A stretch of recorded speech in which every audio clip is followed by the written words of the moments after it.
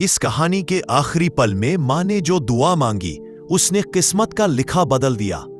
यह किस्सा है सब्र की भूख का और एक ऐसी मां का जिसकी खामोश दुआ ने वो कर दिखाया जो ताकत, पैसा और जुल्म कभी नहीं कर सके।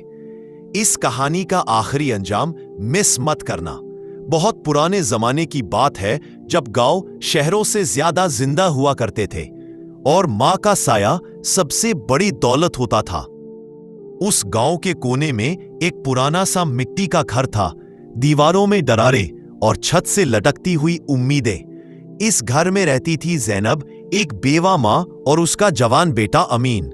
जैनब के पास ना जमीन थी ना सोना, सिर्फ एक चीज थी, अल्लाह पर यकीन और बेटे के लिए दुआ। अमीन रोज सुबह शहर जाकर मजदूरी करता, कभी रोटी मिलती कभी सिर्फ थकान। मां अक्सर कहती, बेटा भूखा रह लेना मगर गलत रास्ता मत छूने ना।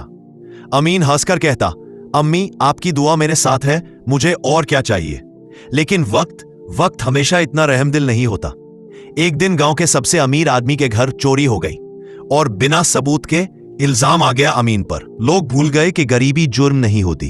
अमीन को बाजार में सबके सामने जलील किया गया, हाथ बंधे गए और गांव से निकालने का फैसला हो गया।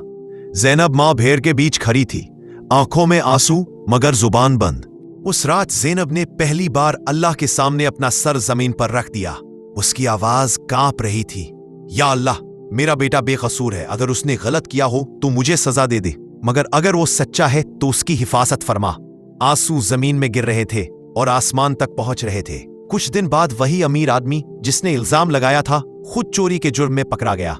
सबूत और गवाह सब सामने आ गए। गांव वालों की आंखें झुक गईं और अमीन बेकसूर साबित हो गया। लोग कह रहे थे ये मां की दुआ थी, वरना इंसाफ कभी इतनी जल्दी नहीं होता। उसी शहर में अमीन को इज्जत के साथ काम मिला, जिंदगी बदलने लगी।